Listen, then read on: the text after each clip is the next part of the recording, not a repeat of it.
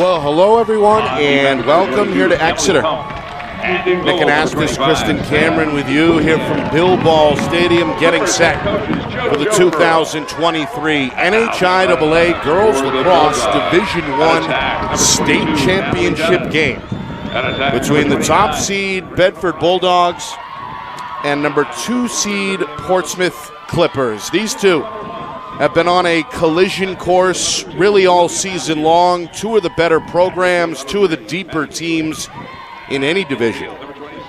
Loaded with future NCAA talent on both sides, set to square off here in just a few minutes. Kristen, this is the one we've been looking forward to for a long time. It's a rematch, of course, from May the 3rd, the regular season meeting between the Bulldogs and Clippers, won by Bedford in Bedford by a final of 14-10. That was Portsmouth's lone in-state loss all season long. And of course, both teams have had success in this tournament. Bedford a 13-0 shutout semifinal win over Nashua South. Portsmouth able to hold off Bishop Girton. Time now for the national anthem. Our broadcast today, as it always is brought to you by Beals Insurance Agency, with locations now in both Bedford and Londonderry. Whether you need home, auto, or business insurance, Beals Insurance will get you both the price and quality coverage that's right for you. Just call 603-471-9999 or visit BealsInsurance.com to request a free quote and start saving money today. Again, that's BealsInsurance.com. The New Hampshire Tomahawks promote the highest level of club lacrosse competition, not just in the state, but in the country. Looking to get recruited? Director Chris Cameron keeps an open dialogue with the nation's top college lacrosse coaches. Over 400 New Hampshire Tomahawks alumni have played at the college level, including the ACC, Big East, Big Ten, Ivy, NESCAC, NE10, and more. The New Hampshire Tomahawks coaching staff has over 100 coaches, including current high school varsity and college coaches. The Tomahawks offer training for players of all ages, clinics, camps, and leagues, along with spring, summer, and fall elite teams. So play with the best. The New Hampshire Tomahawks, showcase and development for college lacrosse. Visit NewHampshireTomahawks.com and girls.nhtomahawks.com. How can you reach your team's fundraising goals at no risk and no cost? MG Sports offers a variety of products to make your team's fundraiser a success. Their products include tickets and discount cards to hundreds of local businesses. MG Sports now has a digital platform where athletes can raise funds in the comfort and safety of their own home. So become another lacrosse program like Bedford, Goffstown, or Memorial that sets fundraising records every season. MG Sports, fundraising made easy. Visit mgsportsfundraising.com to start raising money for your team today. Are you thinking of selling your home? Well, now may be the time, given that spring is here, the market is hot, and interest rates remain at all-time lows. It's time to call Roger Howe, a licensed professional realtor with the Bean Group. Not sure what your home is worth? Roger will provide a market analysis for you at no charge. With 12 years experience in residential, commercial, leasing, and investment properties, Roger knows your local market. So contact Roger Howe of the Bean Group today. Buy local and save big. For over 26 years, Spectrum Monthly has been providing great local offers from businesses in New Hampshire and Massachusetts, delivered to your mailbox every month. Spectrum is chock full of savings from your favorite businesses. From local restaurants and retail stores to entertainment, fitness, and home improvement services. You'll have easy access to thousands of dollars in savings, including exclusive offers for Spectrum readers. Every month, enter our readership contest for a chance at winning cash and local gift certificates. Spectrum Monthly, no one brings you better offers.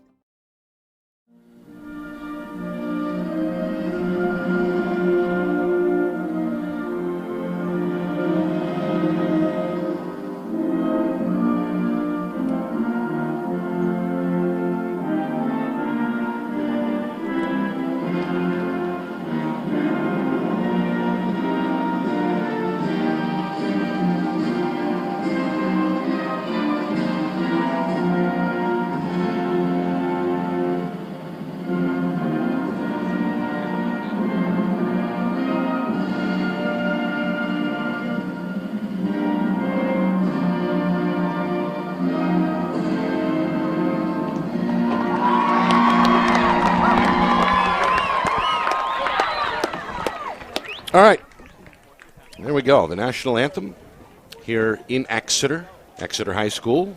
Eustis Field, Bill Ball Stadium. Nick Anastas, Kristen Cameron. These two, as I mentioned, Kristen, have been eyeing one another atop the standings really all season long, and finally, the big game is here, Championship Tuesday. Back in March when we looked ahead at the season, these were the projected best team in the States. I think there were a lot of people waiting for this matchup on this day in June, and it's really exciting that we're going to watch this play out. What's it come down to here? Obviously, talent on both sides, stars.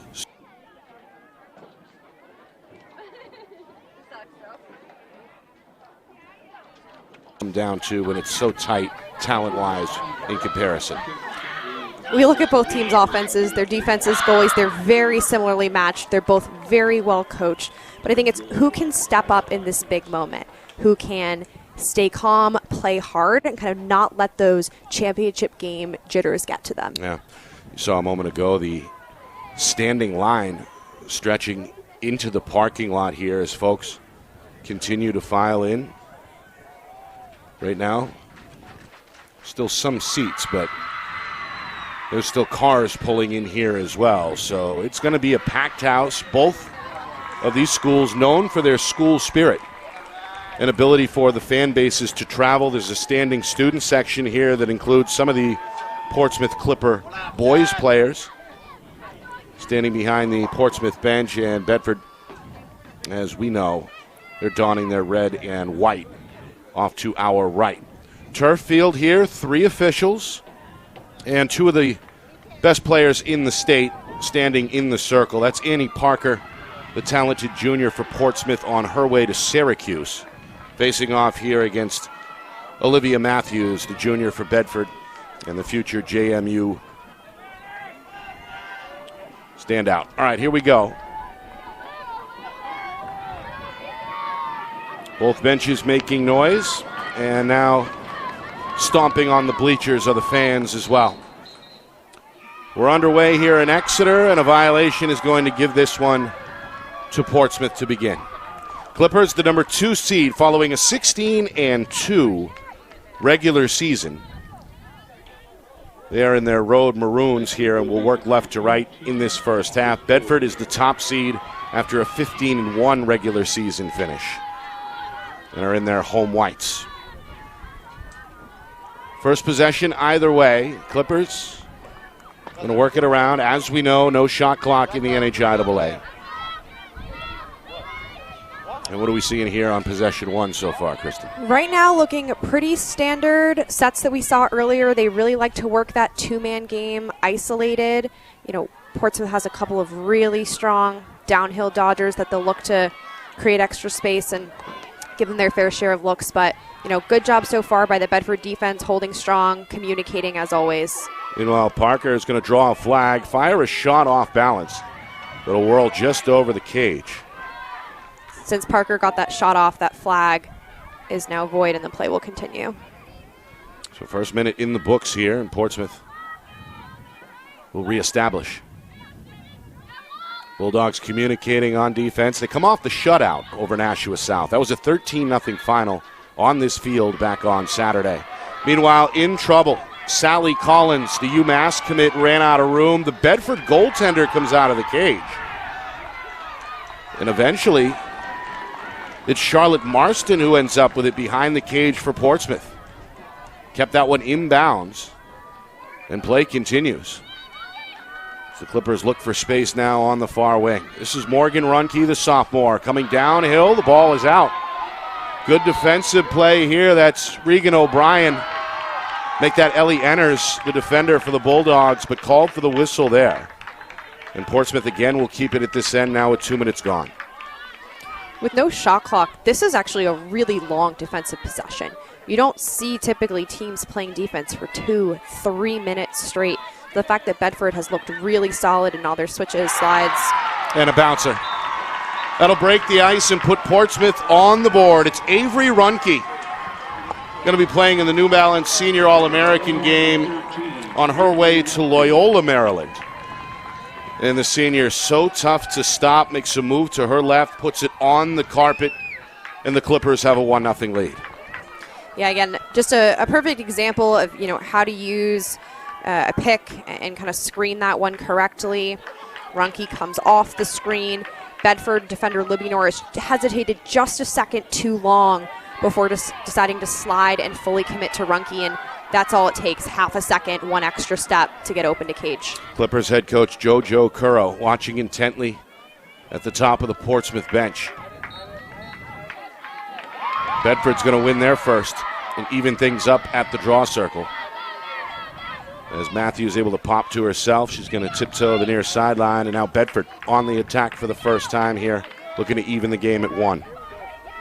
That's a really fun matchup that we're going to see all night in the draw circle. I would say Parker and Matthews are easily two of the top, if not the two top players in the state this year. And it's going to be a great battle. Bulldogs throw it around the horn once, and now enters. Going to come middle. Given a little bit of room by the defender. Shake and bake. Here comes the slide. Over the top pass taken by O'Brien, who fires it into the middle, but a whistle is going to give Bedford a potential free possession shot here. Players watching this, you should take note about what Regan O'Brien just did there. The poise when she caught that ball and really waited for that shooting space, perfect, and now a great opportunity. And a bouncer as she capitalizes. Regan O'Brien making it happen there, and so tough to stop one-on-one. We're tied here at 1. O'Brien is so fast off the line, and even though that was a great free position goal, I really credit to this goal by the way she drew the shooting space foul. Bedford kicked it out to O'Brien, who is out wide about just outside the 8-meter, and she hesitated. That little bit of that pump fake, you're going to get that call every time. As we saw in the semis, free positions were the name of the game, so being to execute on those will be so important tonight. Portsmouth capitalized in their 14-12 win back on Saturday night with 5 free position goals in their 14-12 win over Bishop Girton. This one is rolling with some speed, and it's picked up on the run by Avery Ruhnke. Portsmouth has it.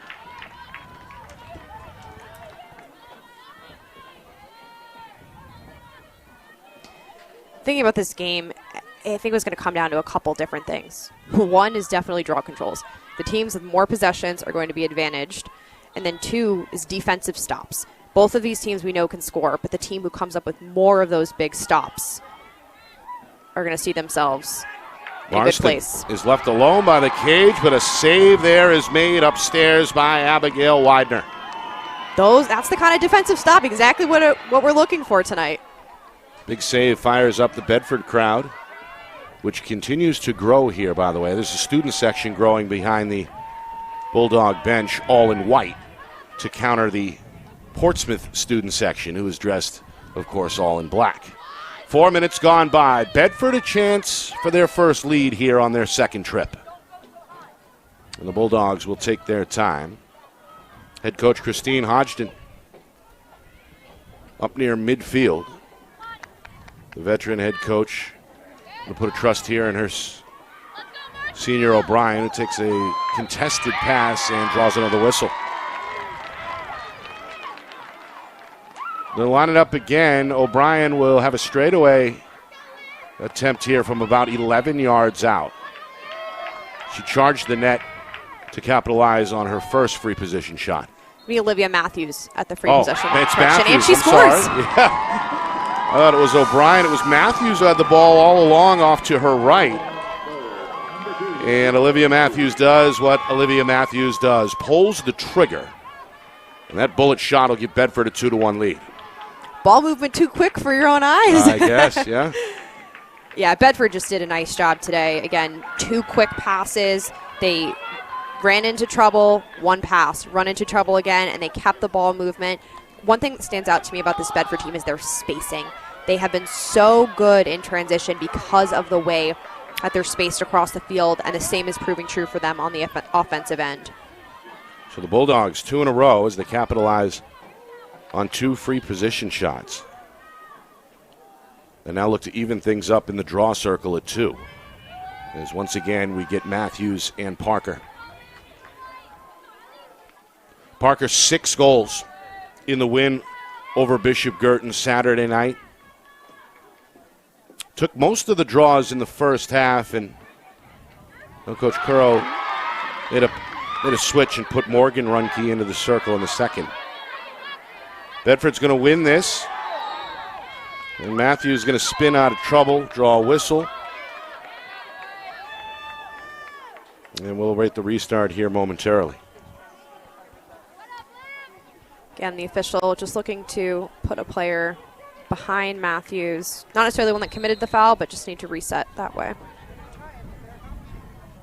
Enner's going to test the defense.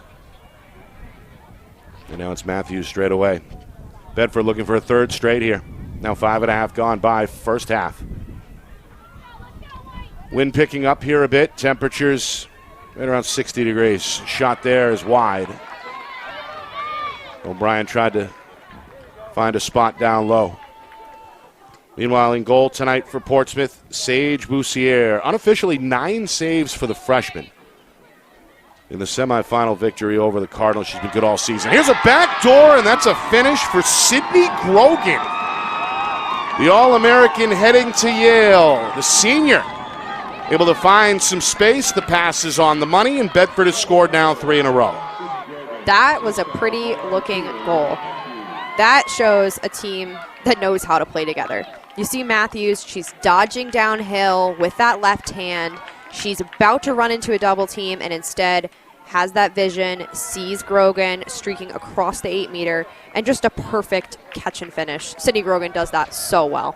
As we know, a lot of these Bedford players, these upperclassmen on the Bulldog roster, have played together for years, right? Whether that's at Bedford High, somewhere in the Bedford Youth Program, Elite. So there's a lot of team chemistry. It was on display there. Now they're going to win another draw control. That's now 2 in a row. As Matthews has won 3 of 5 here to begin, and Bedford again a chance to add to their 3-1 lead. I think you can really see the Bedford team's chemistry shining through so far off the draw control and in transition. And on only just a few possessions, you see that the way that they connect with each other, know where each other's going to be, and just trust each other.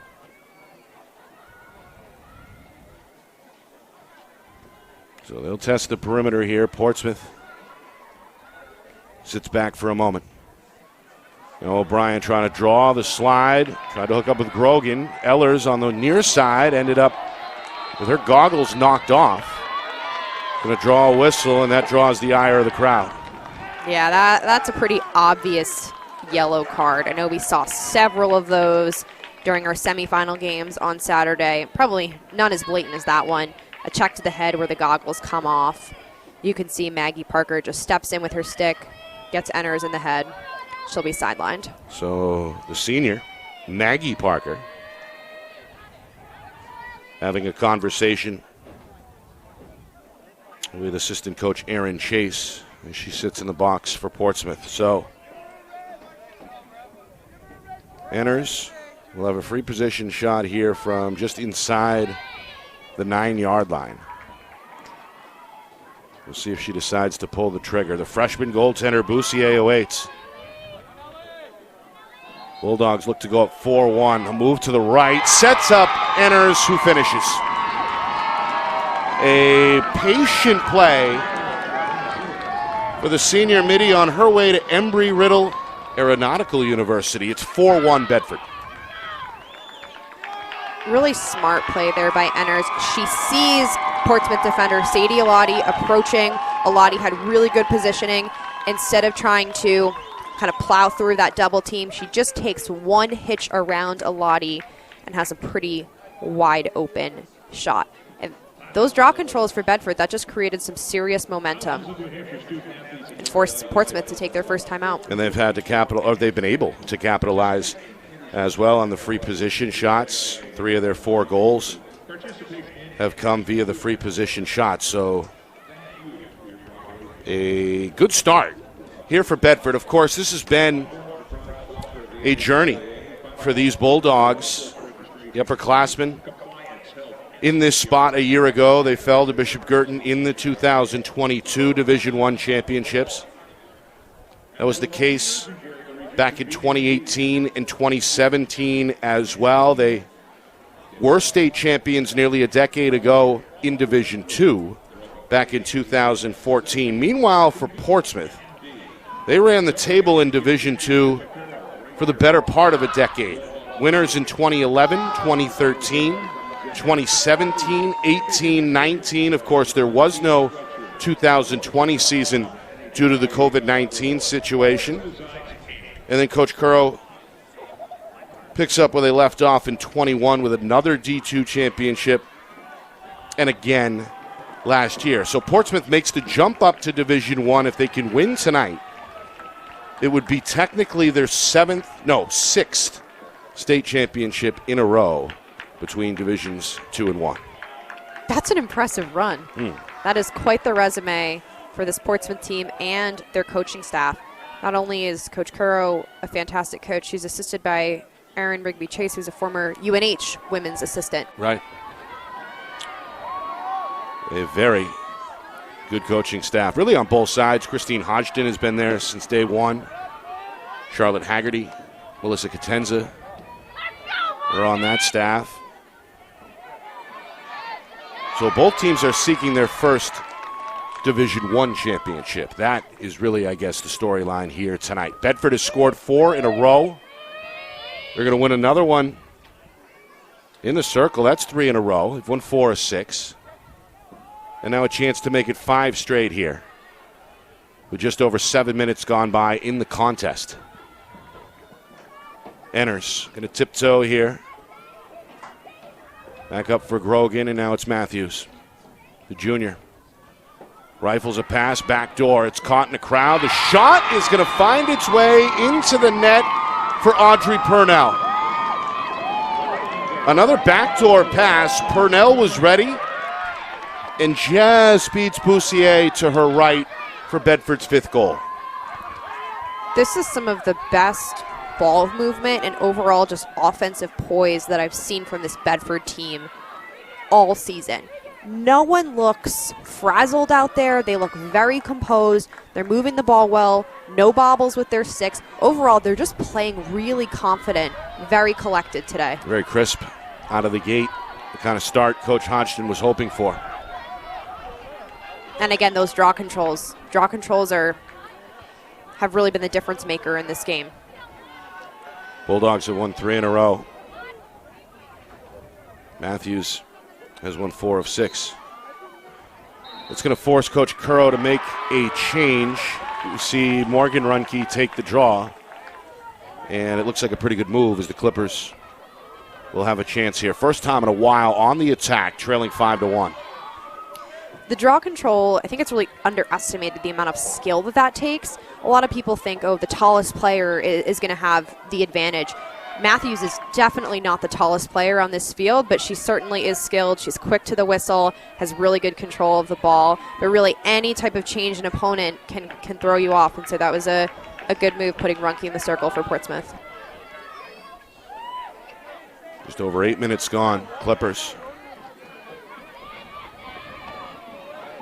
who scored on their first trip, in some trouble here on the near side.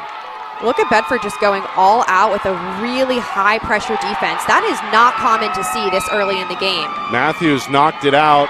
Whistle will ensure the Bulldog possession. Yeah, Purnell's going to have to restart that one. The Portsmouth defender did not give her the 4 meters on that restart. The Bedford fans loved it. That's a bold coaching call to say, hey, let's play a high-pressure, red-type defense with only not even a quarter of the game passed by. It paid off for the longtime coach. And now again, Bedford in no hurry here, leading 5-1 with 9 minutes gone. Hoping to keep this run going of potentially 6 straight. O'Brien's going to come downhill. Parker meets her. She lost the ball. Able to scoop it back up. And now Bedford will try their luck behind the cage with 3 players. This is Natalie Deanan, draws a crowd near the near post. Purnell's going to go back, middle fire, knocked down by Broussier. And a good save there by the freshman. That was a really clutch save. Purnell made a great move, even making a defender fall to the ground. But that save from Boussier could really prove to be the source of a Portsmouth run. Yeah, let's see if it's a momentum turner. On the clear, trying to swim upstream is Parker. That's Maggie Parker, who's back in after the penalty. Portsmouth will clear it along the far sideline. Clippers trying to settle in here. 10 minutes gone. Trailing 5-1.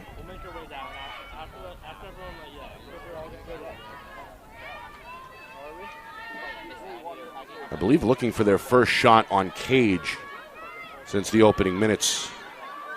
They put one on Widener on their second trip. Meanwhile, Runke, so tough one-on-one. Shot and score. Well, Runke went right at the defender, Sidney Grogan, who's one of the best in the business. The goaltender, Widener, did get an initial piece of that shot, but it rolls in. That's just what the doctor ordered for Portsmouth. They put an end to the Bedford run and are back within 3 at 5-2. It's a pretty obvious strategy when you have a player like Avery Runke. ISO her at the top and just let her dodge 1v1. Chances are she will be able to break some ankles or at least get a step on her defender. And even though Widener did get a piece on that, it's good. She's seeing the ball. It just wasn't enough when it's a shot that hard. So the Clippers land a counterpunch here as we near the midway point first half.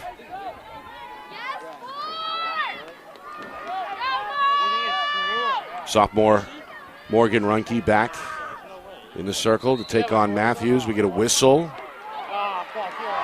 And again, Matthews a little bit early there. Bedford coaching staff didn't like the call. Coach Currow jumping up and down emphatically. Loves the fact her team has the ball. A chance to score a second straight. You know, this crowd continuing, by the way, to file in. There's still a long line out towards the parking lot as the stands continue to swell here in Exeter. Nick Anastas, Kristen Cameron with you. Both these teams looking for their first Division I championship. There's the junior, Annie Parker, the Syracuse commit, able to light the lamp for her first goal. Blew off some steam after that one as well in the celebration huddle. It's 5-3. Yeah, she was waiting for that one. She was bound to start heating up tonight. Look at that. She doesn't have it on the first dodge. Just one little step of hesitation, and then she finds herself able to get her hands away from her body and just rip that one top right corner. I think we're going to see a little bit more of that tonight. Parker, 6 goals on Saturday in that 14-12 win over Bishop Girton. Was electric in both halves. Gets her first here. Bedford's going to take Matthews out of the draw circle and put Ellie Enners in. Meanwhile, kind of an awkward exchange there. It's going to favor Bedford, as Morgan Runke was a little early. Bunch of violations in the draw. More than we typically see. Sometimes it could be, a result of going early, or if the player is not pulling up and away, so you do have to attempt to lift that stick above your shoulder. If you pull straight back or just even move a little bit early, they're going to call you for that violation. Eagle-eyed official has been all over it. Meanwhile, a contested pass middle is broken up. Ball loose behind the cage, and Portsmouth comes up with it. Now, give the ground ball to Sally Collins, who then saw her headgear knocked askew. However, a whistle is going to give this to Bedford. So it appeared as if the Clippers had forced a turnover. Instead, the Bulldogs will have another crack here. That was lucky for the Bulldogs. I didn't like that opportunity for them. I thought that pass could have been a little forced. I'd much rather wait for a take like that. That's a beautiful shot and score. It's O'Brien's second. Kind of a sidewinder release there on the run to her left. Made it look easy. Bedford doubling up Portsmouth here, 6-3. Yeah, Regan O'Brien, one thing you need to know about her is how strong she is in her left hand. Chances are she's going to want to get open to her left. Instead of kind of getting her arms up and away from the top, she extends out wide. Again, that release is just really hard to track. Can't really tell where that ball is going to land as opposed to a follow-through across the body. For a goalie, you'd much rather see that traditional release and be able to see that all the way through. Shot had some sizzle to it as well. So Bedford, they end the mini Portsmouth run at 2 straight. And they're going to win a draw here. Enners gets to it on the near side. Enners has been a really impressive player during this playoff run. She is really a true two-way midfielder. She's been causing turnovers on defense. You see her now coming up with draw controls and an impact player on offense. She's really an asset for the Bulldogs. Bedford looking for spacing. They'll reset with Grogan here. Grogan going to keep it. Grogan to her right. Short pass collected. O'Brien makes somebody miss, and then the shot going to be waved off, a whistle first. And potentially another free position shot on the way here for the Bulldogs. That's a rule change I'd actually love to see in high school lacrosse. At the college level, they changed that so if the whistle happens kind of simultaneously with the shot, they'll call that a good goal. O'Brien going to charge the cage, looking for the hat trick. The bouncer is off target. It's kept in bounds by her teammate Deenan. Bedford will swing it back to the top. Inside of 12 minutes to go. First half. Bedford trailed early 1-0, rattled off 5 straight, and have added to that lead really ever since. Matthews going to pluck a chicken that time. Top shelf. Bedford's lead is 4. Once again, it's 7-3. If it were most players in that situation, I wouldn't expect them to shoot from there. Almost at the top of the 8-meter, running away from the goal, having to shoot back where she came from. That was a really impressive shot, and one that, if I'm that defender, I'm probably not prepared for it, but when it's Olivia Matthews in there, I have to be ready for her to release from anywhere.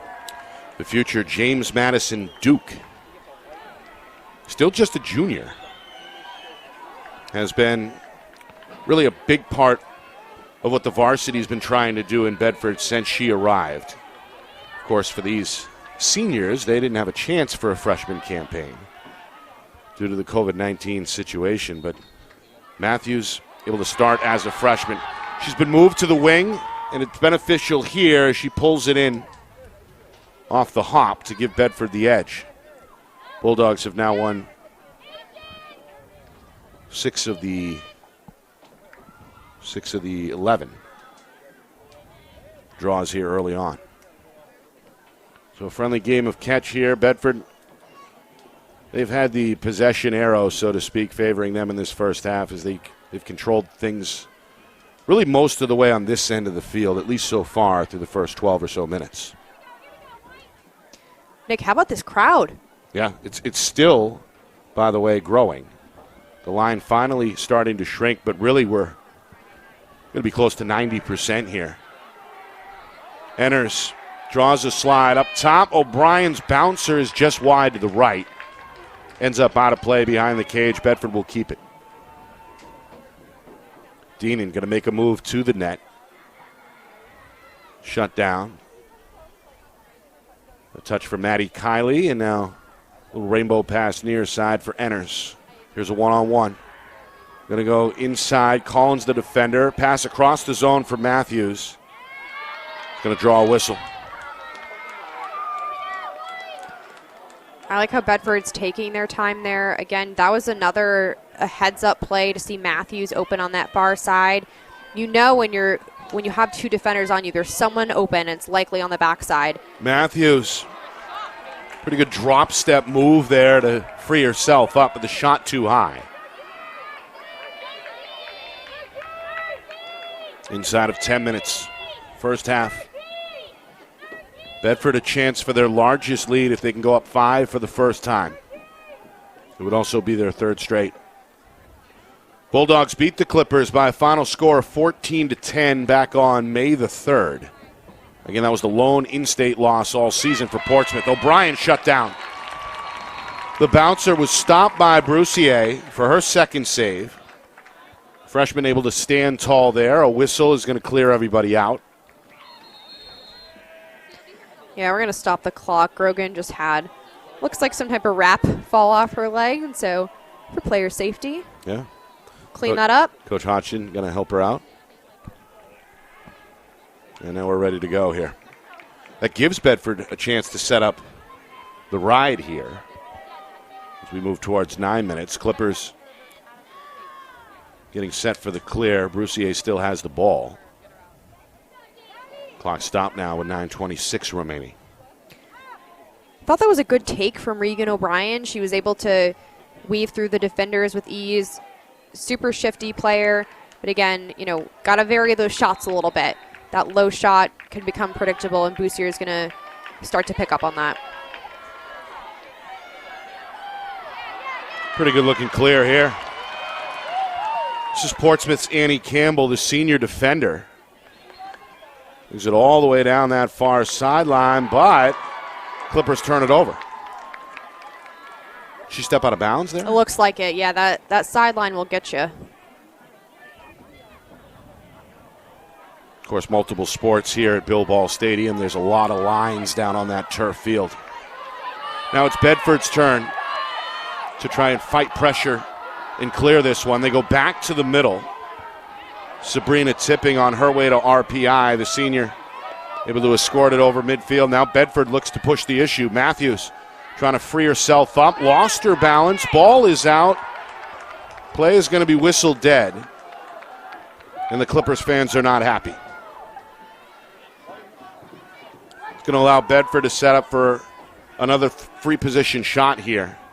They've scored twice on the free position shot, their first 2 goals, in fact. And Matthews, who's got about as fast of a shot as anybody, is going to go top shelf for another here in this first half. That's the hat trick. And the second straight for the junior. Bedford with an 8-3 lead with just over 8 minutes remaining now until halftime. If you're the Portsmouth defense right now in this huddle, you're talking about, okay, we have to stop ball. What do we do? To foul, not to foul, to send to? Because Olivia Matthews, you don't foul her there, she's going to score. You put her on the 8-meter, she's going to score. All right, and so it just becomes a strategic talk. What are we doing? What adjustment are we making to stop her? Well, Coach Curro talking with her assistants right now, hoping the defense here can figure it out in real time. As Bedford has looked good on the attack so far in this first half. Their largest lead is on the board at 8-3. And a much-needed draw control is pulled in along that sideline by Annie Parker. It's going to even things up, according to my count, at 6-6.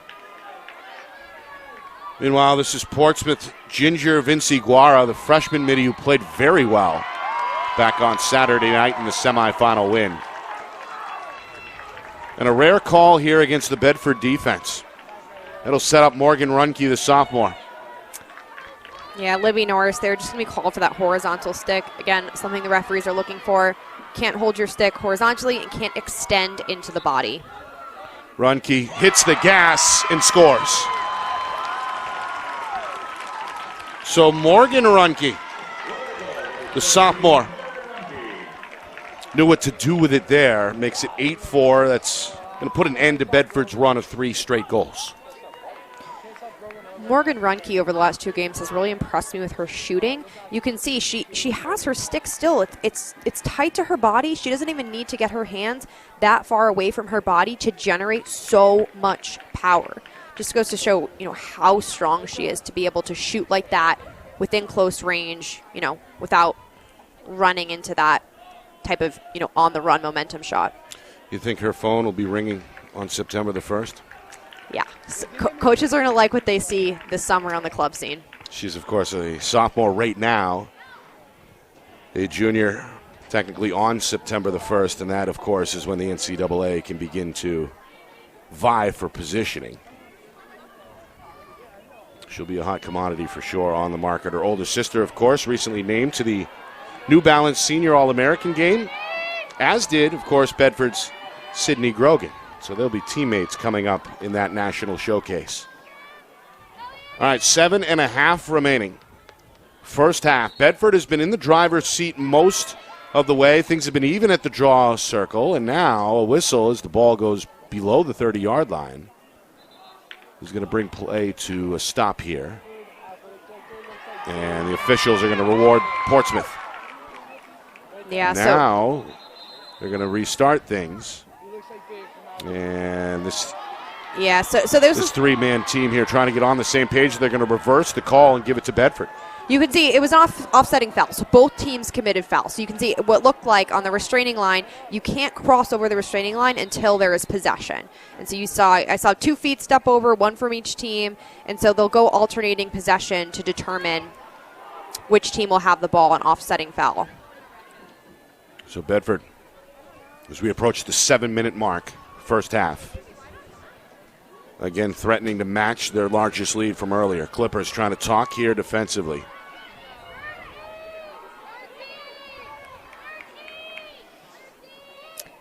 Bedford has not had many transition opportunities like they did the other night.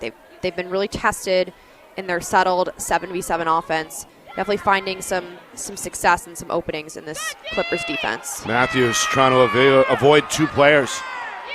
Little sideways pass. Grogan downhill to her right, trying to swim through a sea of maroon. Finds safety on the far shore or the far wing. And Bedford will now bring it behind the cage. O'Brien going to fire a shot. It goes off the pole. And there is Annie Parker, able to get to the ground ball, snatched it out of the sky. The junior hits the brakes. And now Portsmouth will try and clear. Deenan providing pressure. This is Sadie Alady, senior midfielder for the Clippers. Again, Portsmouth reverses directions. Now Collins gives a little head fake. Feathers a pass near side. It's a good one. Emily Kumpf, the senior, on the receiving end. And now the Clippers are in business here inside of 6 minutes first half. A chance to cut the Bedford lead down to 3. Pretty good job, patient job there on the clear, right? Yeah, great clear and great ride with pressure too. It's definitely a balance when you're, that team who's riding. Or do we go all out, kind of exhaust ourselves, or play it a little bit more patient, try and slow the play down, which they did. I think really the goal of that ride is cause a turnover if you can, but really just eliminate that transition offense that can prove so lethal. Meanwhile, a hard fall for Bedford senior defender Kira Abdel-Said, trying to shake off what was a rough landing. Whistle, and now Morgan Runke, a chance for 2 in a row. Comes right down the gut and scores again. That's her second straight. And the second free position goal for Portsmouth here in this first half. 5 minutes even remaining. It's now 8-5 Bedford. That's just a hard play to stop. You can see Runke, even though she has some pressure on her, the Bedford defenders are able to get there. She keeps her stick just, up above her shoulders and kind of protects it really well to where she's able to get that shot off, again, with so much power from close range. Very tall, strong, athletic, and coordinated for a sophomore, too. Showing you the talent there. 2 goals in this first half. Her sister with 2 as well for Portsmouth. This is O'Brien, who has the inside track upon the scoop. She hears a whistle, and Bedford wins another in the circle. Now 8 of 14 here in this first half. On Bedford's last couple offensive possessions, they've had the opportunities there. It's just been their shooting that needs to be cleaned up a bit. To me, that's encouraging. That's something that's within their control. They can take better shots, better placement, make smarter decisions. But credit to the Clippers for forcing those lower angle shots. Here's an off target pass that is scooped up by Bedford. Good recovery by Purnell. Meanwhile, Coach Currow is way down off the Portsmouth bench here. She's down about the 5-yard line trying to coach up this defense in real time. Pretty good effort there as the Portsmouth defense almost forced a turnover. Meanwhile, O'Brien continuing to weave. The footwork impressive as she avoids 2 defenders. Kylie now behind the cage. We're inside of 4 minutes first half. That was a fantastic job by Campbell and Runke there working together. They did not commit a single foul and stopped at least 3 redodges from O'Brien, where it's usually a sure thing from her, dodging down there. The Clipper defense more in sync right now. Yeah, you can see the way they're sliding and working together like a well-oiled machine. They've definitely made the necessary adjustments. Meanwhile, Bedford continues to be patient. One of several lengthy possessions in this first half. Coming up on 3 minutes. Grogan lost it from behind. A whistle, though, is going to give her a free position shot. It's got the Clipper defense upset. Annie Parker visibly frustrated. I do have to say, I am a bit surprised by that call. You can see Grogan is just kind of, hanging her stick a little bit back there. I think what's a foul about that is the way she.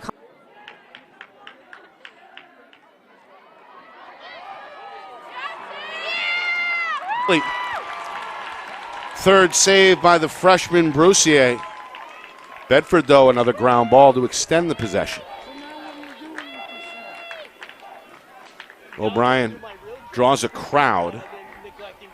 Purnell in the near slot. Defender slot falls down. Purnell took a whack on the shoulder. A couple of boos here from the Clipper fans. Annie Campbell, the senior defender, called for the violation, and now Purnell, the junior, a chance for her second goal for Bedford inside of 2 minutes first half. Goes right to the net to her right and scores. Well, the Bulldogs have capitalized to the tune of now 4 free position goals here in this first half and have taken now a 9-5 lead with 1:53 remaining. Have a day, Audrey Purnell. This is one of the best games. I know we're only a half through, but that I've seen her play. She's looking really confident, makes a really smart play there, able to tuck underneath. And just overall a good call, not trying to shoot from that angle right from the 8. Very smart running it in. But credit to the Clippers on that defensive stance. They really found their groove, especially with those double teams and sticking in them. They were able to hold off Bedford for a long time and on several dodges that could have proved to be a problem. And now we get our original matchup in the circle, Matthews against Parker. Bedford has led throughout most of this first half, seeking their first Division I championship as a program and their first state title period since 2014. We're going to get a redo here. Yep, the ball on that draw did not go over the player's shoulders, and so if it wasn't, obviously a violation on one player or the other, we're just going to redo the draw.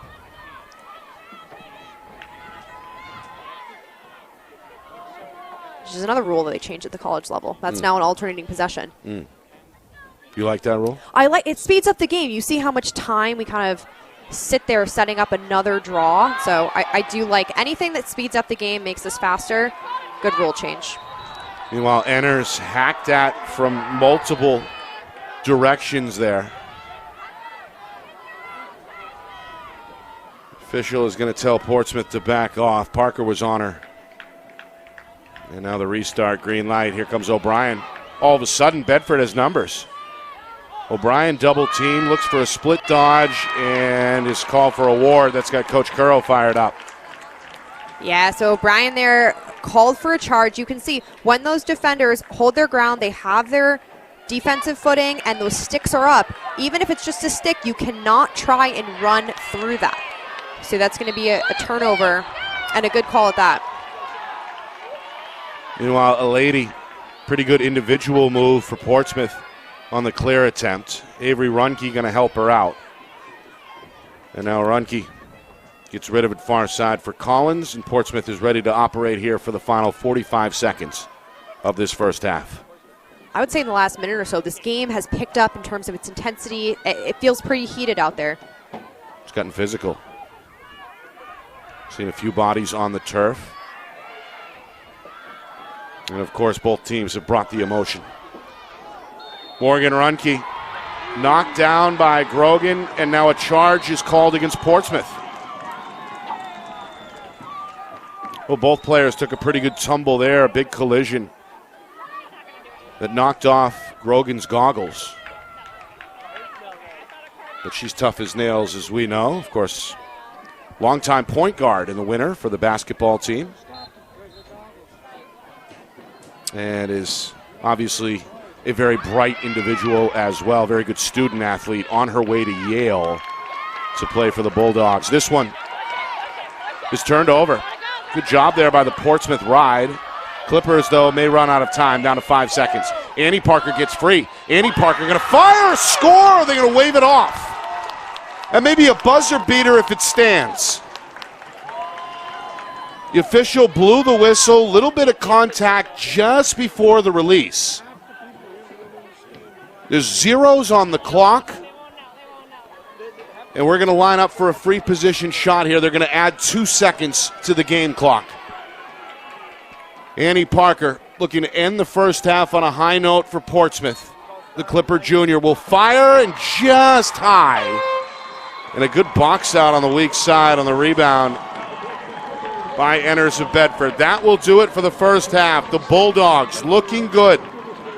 It's 9-5 Bedford at the break. That was a really fun first half of lacrosse. Even though the Bulldogs have held a pretty solid lead throughout the first 25 minutes, it does not feel that way. This game feels very neck and neck, especially in the last 10 minutes of play when the draw controls evened up. A lot of long possessions, but this is going to be a game in the second half. All right, we'll take a break. When we come back, full recap, stats, highlights, analysis, and then before you know it, the second half right around the corner as well. Do not go away. You are watching coverage, live exclusive coverage of the 2023 NHIAA Girls Lacrosse Division I State Championship.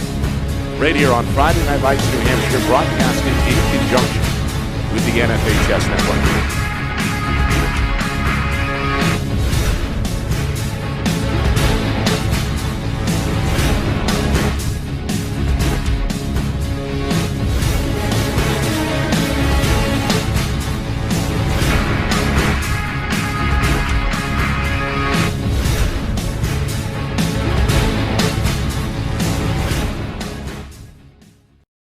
Our broadcast today, as it always is brought to you by Beals Insurance Agency, with locations now in both Bedford and Londonderry. Whether you need home, auto, or business insurance, Beals Insurance will get you both the price and quality coverage that's right for you. Just call 603-471-9999 or visit BealsInsurance.com to request a free quote and start saving money today. Again, that's BealsInsurance.com. The New Hampshire Tomahawks promote the highest level of club lacrosse competition, not just in the state, but in the country. Looking to get recruited? Director Chris Cameron keeps an open dialogue with the nation's top college lacrosse coaches. Over 400 New Hampshire Tomahawks alumni have played at the college level, including the ACC, Big East, Big Ten, Ivy, NESCAC, NE10, and more. New Hampshire Tomahawks coaching staff has over 100 coaches, including current high school, varsity, and college coaches. The Tomahawks offer training for players of all ages, clinics, camps, and leagues, along with spring, summer, and fall elite teams. So play with the best. The New Hampshire Tomahawks, showcase and development for college lacrosse. Visit NewHampshireTomahawks.com and girls.nhtomahawks.com. How can you reach your team's fundraising goals at no risk and no cost? MG Sports offers a variety of products to make your team's fundraiser a success. Their products include tickets and discount cards to hundreds of local businesses. MG Sports now has a digital platform where athletes can raise funds in the comfort and safety of their own home. So become another lacrosse program like Bedford, Goffstown, or Memorial that sets fundraising records every season. MG Sports, fundraising made easy. Visit mgsportsfundraising.com to start raising money for your team today. Are you thinking of selling your home? Well, now may be the time, given that spring is here, the market is hot, and interest rates remain at all-time lows. It's time to call Roger Howe, a licensed professional realtor with the Bean Group. Not sure what your home is worth? Roger will provide a market analysis for you at no charge. With 12 years experience in residential, commercial, leasing, and investment properties, Roger knows your local market. So contact Roger Howe of the Bean Group today. Buy local and save big. For over 26 years, Spectrum Monthly has been providing great local offers from businesses in New Hampshire and Massachusetts, delivered to your mailbox every month. Spectrum is chock full of savings from your favorite businesses. From local restaurants and retail stores to entertainment, fitness, and home improvement services. You'll have easy access to thousands of dollars in savings, including exclusive offers for Spectrum readers. Every month, enter our readership contest for a chance at winning cash and local gift certificates. Spectrum Monthly, no one brings you better offers.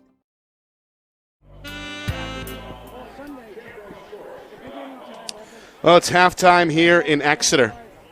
Bedford leading Portsmouth by a score of 9-5 here in this 2023 NHIAA Girls Lacrosse Division I State Championship game. Nick Anastas, Kristen Cameron with you on behalf of Friday Night Lights New Hampshire and the NFHS Network. Well, Portsmouth struck first. The number 2 seeded Clippers got on the board a little over 2 minutes in. Their talented senior Avery Runke playing in her final game before heading off to play in the All-American game gave the Clippers what they were looking for. Again, with 2:20 gone, it was 1-0 Portsmouth. Then Bedford rattled off 5 in a row. The first 2 were on free position shots. Regan O'Brien, Olivia Matthews. Sydney Grogan made it 3-1. Another free position shot for Ellie Enners found the net. 4-1 Bedford at that point, and then Audrey Purnell, first of 2 in that first half, made it 5-1. That forced Portsmouth to call an early timeout. They responded well. Avery Runke stopped the run, made it 5-2. Annie Parker, at about the midway point of that first half, gets her first to make it 5-3. Bedford, another run, 3 in a row. O'Brien, Matthews, and then Matthews again on another free position shot for the Bulldogs. 8-3 was Bedford's largest lead.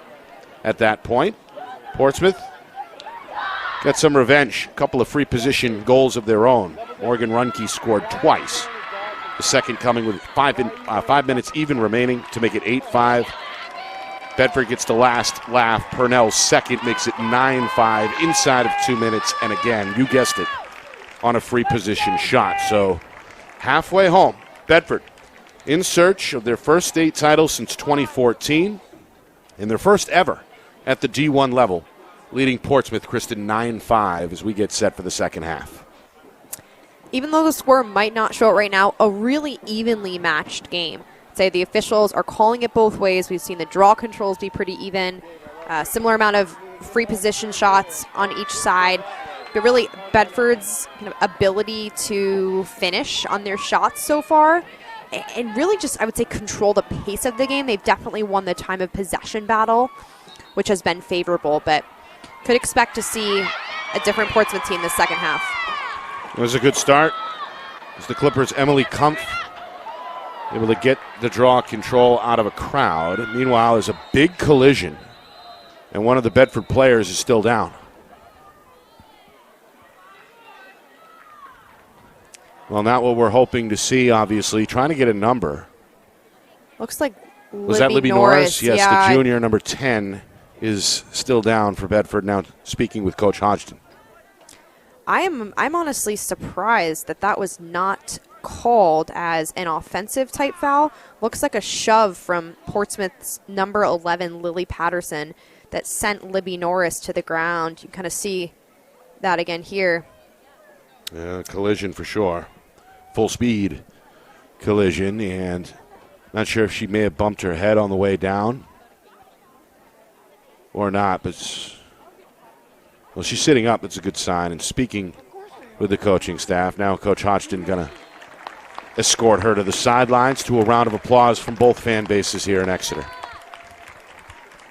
One improvement, I think, across the sport of lacrosse entirely is how serious concussion protocol is taken now. You know, any assessment that there may have been a concussion or impact to the head, you know, is evaluated. And so Libby Norris will come off to the sidelines, check in with the trainer before deciding if she can return to play. So we'll keep an eye on the junior as she continues to try and walk it off.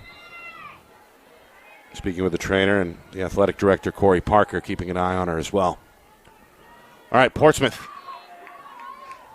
got work to do here in the second half. Their only in-state loss, as we mentioned earlier, came at Bedford just over a month ago. So, Kristen, they're not used to trailing. Going to have to do it from 4 behind here in the second half. Going to flip it to Marston up top. Grogan picks her up off the switch and puts it on the carpet. A little too aggressive there. Extended the stick. Marston given the green light. Goes right down the middle. Fires a shot that goes wide left. A scramble behind the cage results in a Portsmouth possession as Lily Patterson is there. Like the shot there? Yeah. Interesting shot. I think, it was probably taken from a little bit too far out. I think Marston's really skilled from that close range, really is able to finesse with her stick. Parker, save made by Widener. Ground ball near side, picked up at knee height by Portsmouth's Vinci Guara. Good play by the freshman to keep it at this end.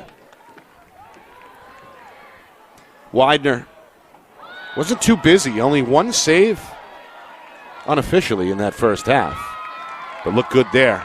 Meanwhile, Bedford going to get possession as the defense forces a turnover along that far sideline. A good stop there by the Bulldogs. And overall, in the last 10 minutes of play to end the first half and start the second, big difference in the level of physicality we're seeing in this game. A lot of aggression. We're seeing some players hit the ground. I think playing physical is great as long as it's in control. So I'm sure the officials will be keying in on that. And it's to be expected, right, in a championship do-or-die game. In the case of these seniors, it's the final high school game they will play. So those are the ingredients, right, for a physical game. Yeah, I agree. And I think the physicality of this sport makes it fun. But the thing is, you can't let this intensity get to your head, let it get the best of you, cause you to make some of those decisions that you typically wouldn't. Because if teams get into foul trouble and, give up more of those opportunities, it's going to be problematic. Meanwhile, Matthews able to turn the corner from behind the cage and cash in. That's the fourth goal for the Bedford junior. And the Bulldogs match their largest lead from back in the first half. It's 10-5. Matthews is just such a versatile player. We've seen her score goals, as that downhill dodger. She has that feeder. She has vision. She can stand and rip from the 8-meter.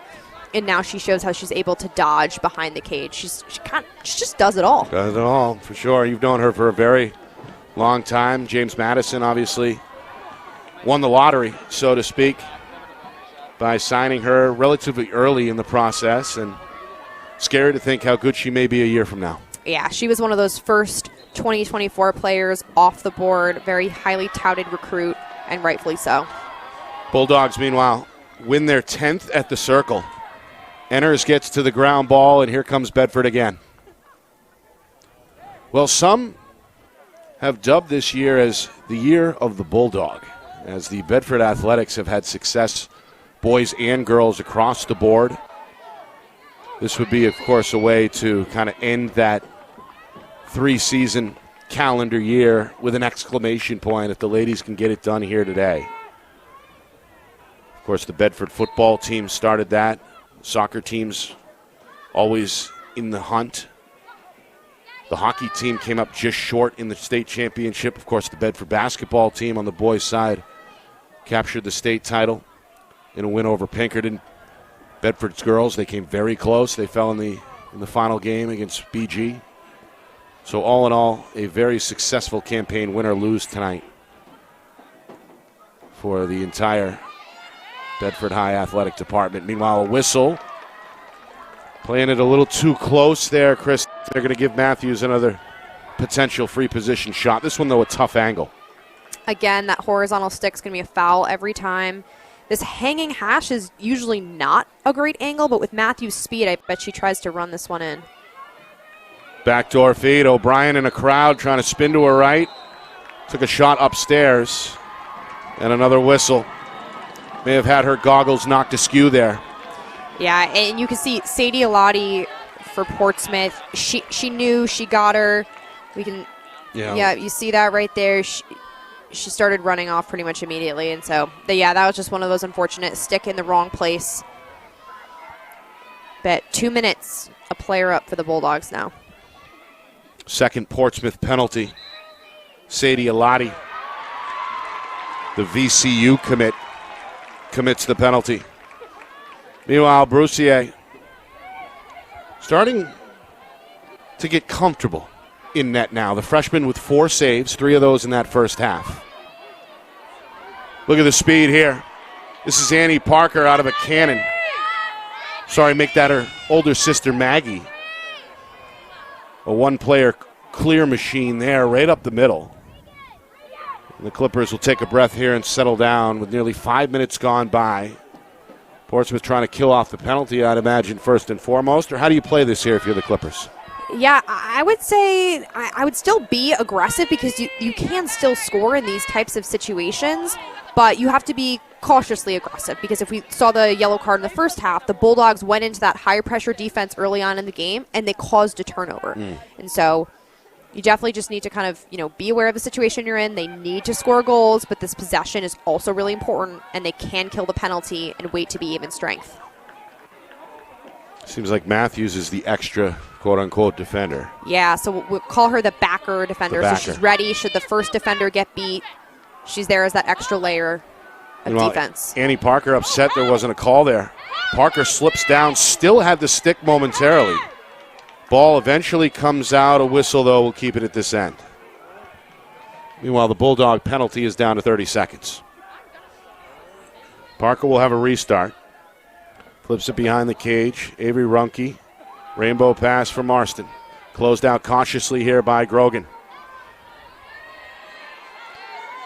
Fun matchup to watch here. Marston, about 6 inches taller, trying to avoid the pesky All-American defender. And now Morgan Runke try and shake off Enners. Bedford, meanwhile, has killed off the penalty.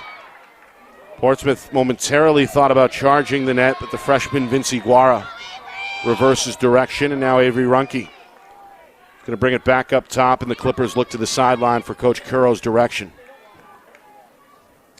Coach, go ahead. They're going to look to get some touches now. Now they have themselves even strength. They had to work a little extra hard to maintain possession, use their legs to run down that penalty, but now they can really set up in their go-to 77 set. Pretty good defense here. Bedford always communicates really well. Picks for them they're really no problem. It's these kind of isolation situations and you have to decide how early do you slide and do you commit to that double team. Avery Runke nowhere to go. Does find some space eventually and scores. That's got the Clipper faithful fired up, able to find a way to bounce that one in. Despite losing her balance on the release, Clippers, a much-needed answer. They're back within 4 at 10-6. That was a huge goal for Portsmouth. Runke coming up clutch as usual. She was really relentless in that possession. She was the player that came in once the penalty released, so made the Clippers even strength. She didn't have it the first opportunity, re-dodge, and just rips it from pretty much the 8-meter. She'll be playing one more game before heading down to Loyola, Maryland. She'll be, of course, featured in the New Balance Senior All-American game, where she'll play alongside Sydney Grogan of Bedford for the North. Meanwhile, a whistle is going to give this to the Clippers. So a chance to try to extend the momentum, so to speak, and get back within 3 if they can score. Bulldogs have played with the lead most of the way. Clippers a very brief 1-0 lead. It came 2.5 minutes in. Bedford's first lead came with just over 5 minutes gone by, and the Bulldogs have led by as many as 5 and have been out in front ever since. Portsmouth's best offensive look is really when they've either created those 1v1 isolations or worked that 2-man game, really trying to work those picks and screens. This instance, again, you have Sally Collins trying to work that 1v1 dodge, able to find Marston on the inside. And with the games being called pretty tight in these playoffs, seeing a lot of free position shots, it's smart. If you have an opening, just take it. See what Marston does here. Going to let it rip. Upstairs, Widener is ready with the save. The Bulldogs senior read that one well. Her third save. And now Bedford trying to clear it out of their own end. This one is dropped. It's tipping in a crowd, able to draw the infraction. And Bedford's safe for now as they get set for the restart. When we talked to Sabrina Tipping earlier in the season, Yep. she talked about how much this Bedford team has fun together, how much they care about each other. That you really see those relationships play out on the field with, just those connections and the way they're able to find each other. She'll be playing NCAA lacrosse for RPI. One of several future NCAA student athletes on this field playing for both teams. Meanwhile, Coach Hodgson is on the move, taking a stroll down near the 15-yard line at the head of the Bedford bench, looking to direct this possession personally. As we near now 9 minutes gone by, second half, the lights are on and becoming more and more necessary here on the Seacoast as the sun has now set. Meanwhile, O'Brien, shot low, is set aside. That one go off the pole. Either way, the ground ball comes near side, ends up in Olivia Matthews' stick yet again for the Bulldogs. O'Brien's second pipe. That one came up high in the sky as well. Here's O'Brien off the toss, splits the defenders and scores. A beautiful decision there, able to dash and fire on the run for another goal. And Bedford matches their largest lead from the first half at 11-6. A good goal by O'Brien and a righty one at that. You can see she splits left to right, dodges downhill right, and a very skilled shot as she shoots back where she came from, across her body, and finds that bottom left corner. That's been her sweet spot tonight, right? She can score from anywhere. I mean, we've seen her. So that's a righty downhill goal. We've seen her with those lefty risers. She's another one of those versatile players. She's got the hat trick as well, matching her teammate Olivia Matthews. No, Matthews is 4. Matthews 3 in the first half, 1 to start here in the second half. O'Brien with 2 before halftime. Scores her third a moment ago. Meanwhile, Portsmouth wins another draw. Been pretty even so far tonight. I got Bedford with a slight edge of 10-9. Clippers with now 10 minutes gone by here, second half. Still plenty of time, obviously, Kristen, but that clock is starting to tick. So at what point do you begin to keep one eye on the clock if you're trailing? I would say now is a good time to do so. Down 5 goals, under 15 minutes left in the game. Portsmouth has the ability to play fast. They have these Dodgers where you can give them the ball and let them go. Clear space. I would let them have a little fun with it. Pick up the pace and see what happens. I'm going to go behind the cage with 2 players. It ends up back with Annie Parker, the Syracuse commit. The Runke sisters will give it a toss. Meanwhile, Bedford continuing to communicate as they have all season here defensively. Here's the one-on-one downhill. Runke goes at, enters. Pass taken by Marston behind the net. She's left unguarded. Hits the gas. Trying to sneak one low. I think Widener got a piece of that. Ground ball ends up with Vince Iguara. Widener now with 4 saves for Bedford. Vince Iguara, the freshman, able to sneak through the defense and score. Pretty good move to her left. Right down the heart of that Bedford defensive effort. And then sneaks it inside the pole for her first goal tonight. That is a textbook rocker dodge by Ginger Vince Iguara. You can see as she's coming around that crease lefty, she takes that hesitation, that little step back, and then dodges full speed ahead. Really well executed move. Another long defensive stance for the Bulldogs. At this point in the game, you start to wonder, when does fatigue and depth start to factor in? We look at these sidelines, have not really seen any substitutions. Bedford starting midfield, and even Portsmouth for that. They've been up and back the entire game. Just going on adrenaline, right, at this point, especially if you're a senior. You're playing in your final game. Adrenaline, it's nothing new for them. These teams have been pretty much doing this all season, so just trust the preparation. Matthews a clean win there for Bedford. She's taken the majority of the draw controls tonight, and the Bulldogs have won the majority, at least according to my count, 11-9. All right, Bulldogs will slow it down. And that, of course, is something to watch as well, right, as the Bulldogs try to close this one out and use some clock here over the final 13 minutes. Yeah, I would say it's too early to really start killing the clock and running that time down, but it is not too early to take that extra hesitation and say, is this a sure thing look right now? Make those even smarter decisions and just be more selective with shots and kind of passes inside that are a little bit riskier. Here's Ellie Enners. Toes just outside the 10. Shot and score. Well, Ellie Enners made the most of her lone free position shot back in the first half. Does so here again as Bedford matches that 5-goal lead from earlier, 12-7. Yeah, from what I've seen from Enners this season, I think she'll definitely be an impact player at Embry-Riddle when she heads there. She's a two-way midfielder. I could see her even being. She could be a specialist too. The way she shoots the ball, and even her defense is really solid. I'm excited to see how they leverage her skill set. It's been key over the years for Bedford. This group has gotten so close, as we've mentioned. A runner-up last year to Bishop Girton in the D1 final. 2021, they gave the Cardinals all they could handle in the semifinals.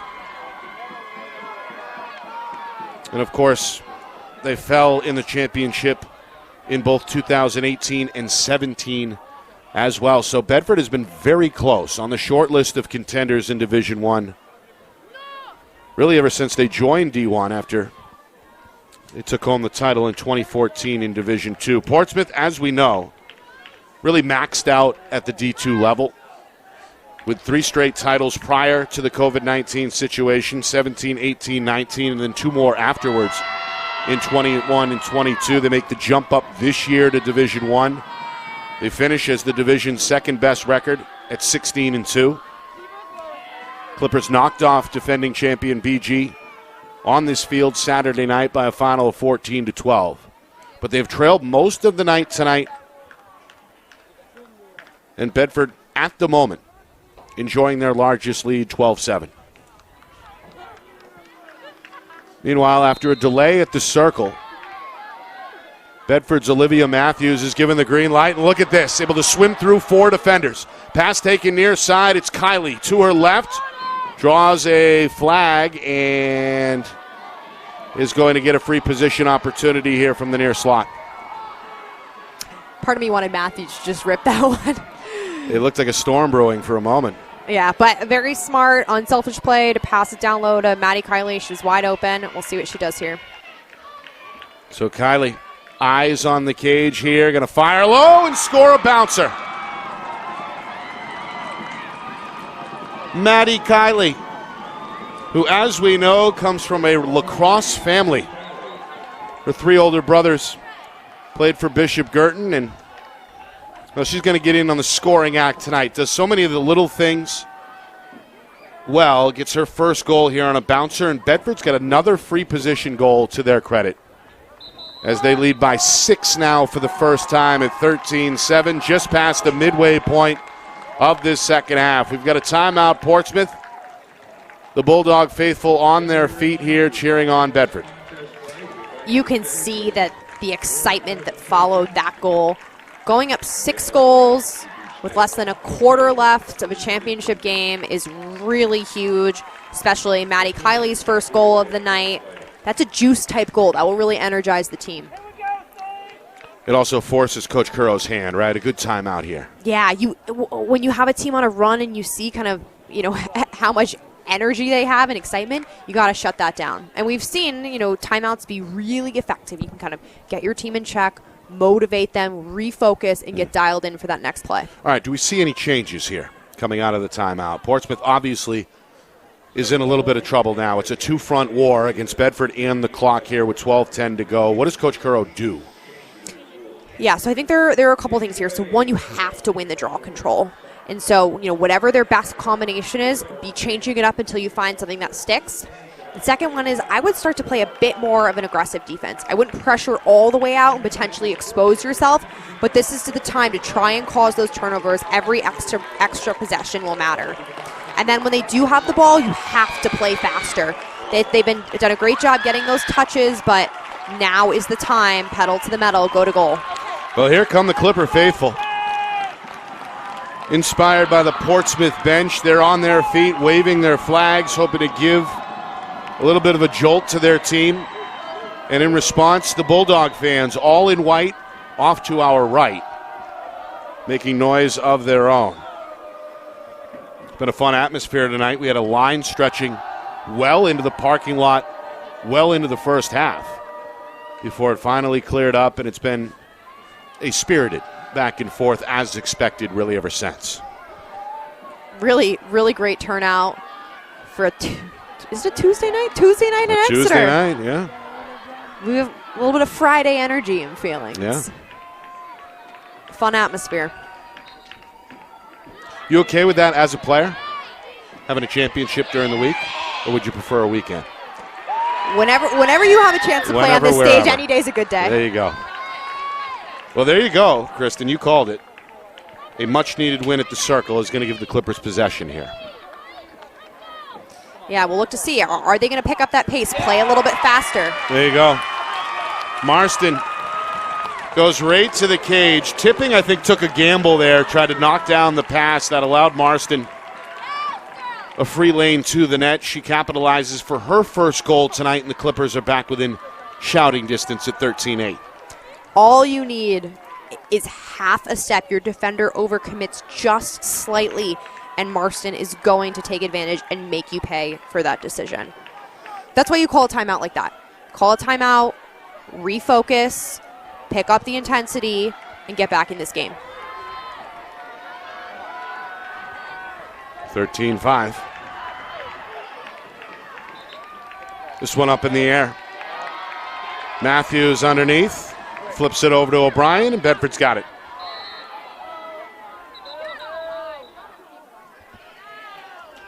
Their 12th win tonight in the Circle. A little bit of an advantage, 12-11 unofficially.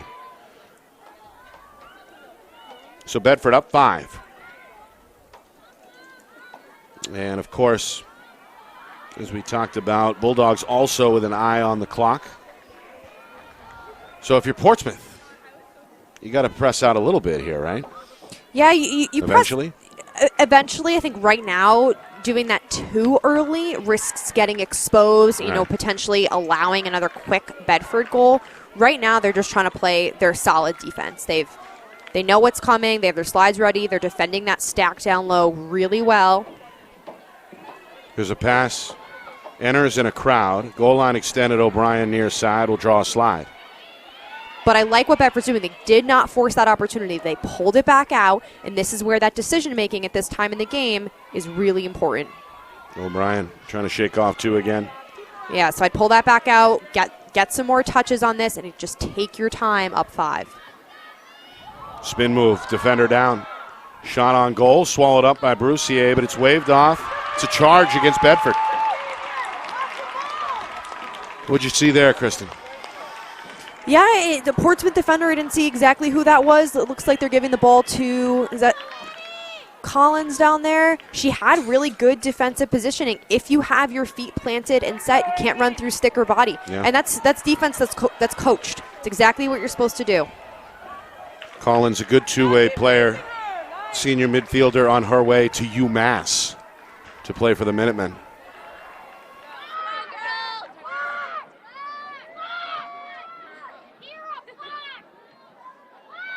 Clippers again a chance to chip into the margin.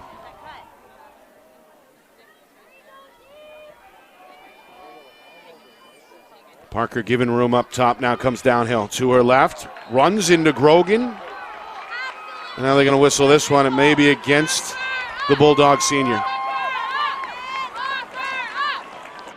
So go ahead. I like that one from Parker. I like to see her going hard. That's the kind of moves that you need to be making at this point in the game. She can do that. If you are willing to take a little bit of contact and play even a more physical offensive game, you're going to get those calls. A chance for her second goal tonight. Shot, score. Easy decision there, right? No need to go to the net, just a quick step down, snap.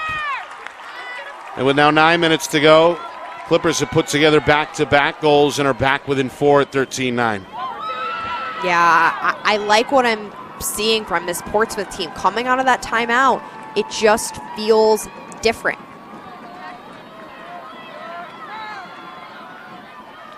There are the Clipper faithful, all in black.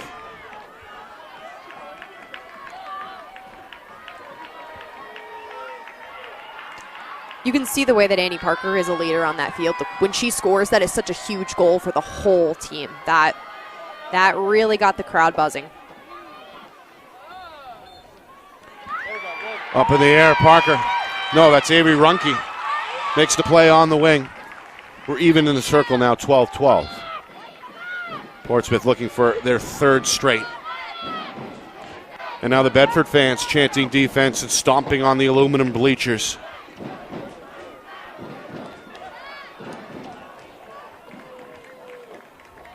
Momentum for the moment with Portsmouth. Bedford going to sag off a bit here. Parker going to jog and toss it over to Collins, who's ready for the 1v1. Abdel Saeed, no, that's Libby Morris, the defender. Shot is a bouncer. It's wide. It's out of play, and it's going to be given to Bedford. That's good hustle. That's the Bulldog defender, Vivian Robinson, the senior, who won the foot race there. Yeah, that was really good field awareness from her. And it's key as well here now with 8 minutes to go. Yeah, a Portsmouth goal, if they had gone on that 3-goal run right there, that would have been tough for the Bulldogs. A team momentum shift this late in the game. Here's a timeout, Bedford. Well, yeah. I was about to say, had we seen a Portsmouth goal there, we would have needed it.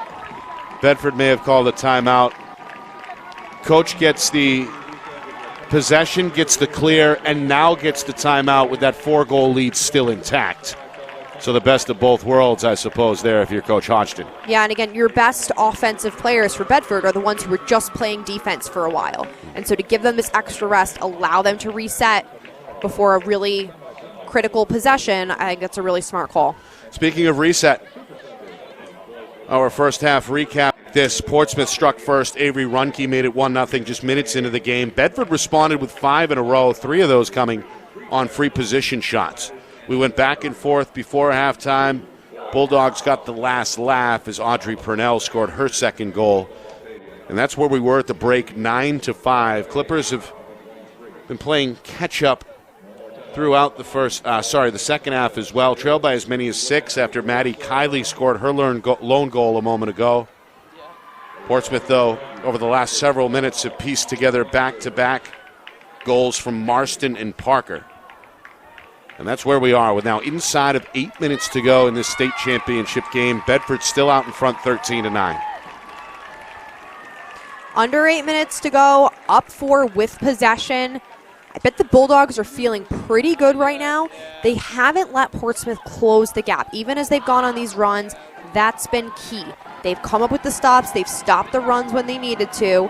And so this possession is going to be big for them. Portsmouth is starting to heat up late, which is very, very dangerous, being the team on the opposite end of that. Yeah, Coach Hodgson hoping to stomp out the fire, so to speak, here.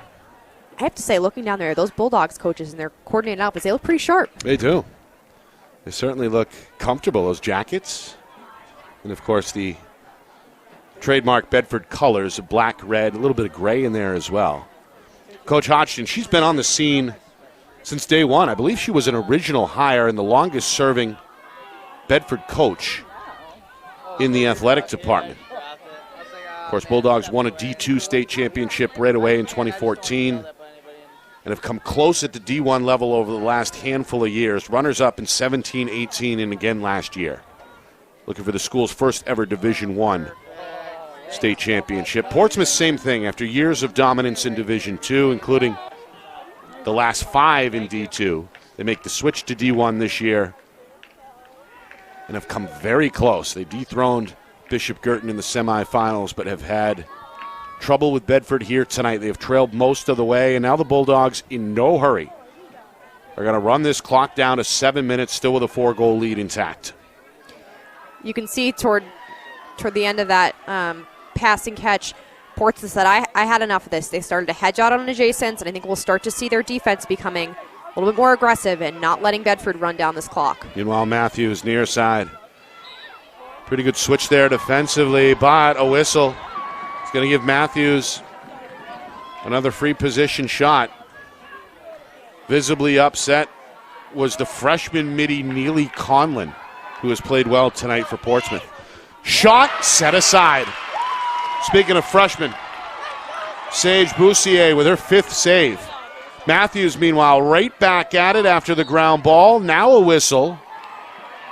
And another violation here against the Clippers.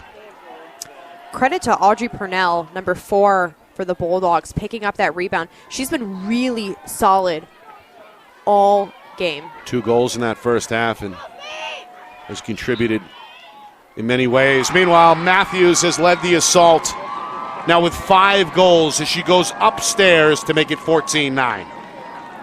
What a beautiful release from Matthews. Anytime you give her that opportunity, that time and room to shoot, her release is just, it's so hard to read. You can see she has her arms away from her body. She's almost shielding the head of her stick with her own body. And so as a goalie, you can't see where that release is headed. And she just plucks that top corner. How about 8 goals via the free position shot tonight for Bedford? 3 of those here in the second half. That's a lot. It goes to show, one, you got to be in control in terms of fouling. So playing clean defense is really important, and especially playing to how the officials are calling the game. If they are, really sensitive to that body contact inside the 8, you have to scale that back. Inside of 6 minutes. Bedford a crucial win there on the draw circle. It's going to allow the Bulldogs to drain this clock even further.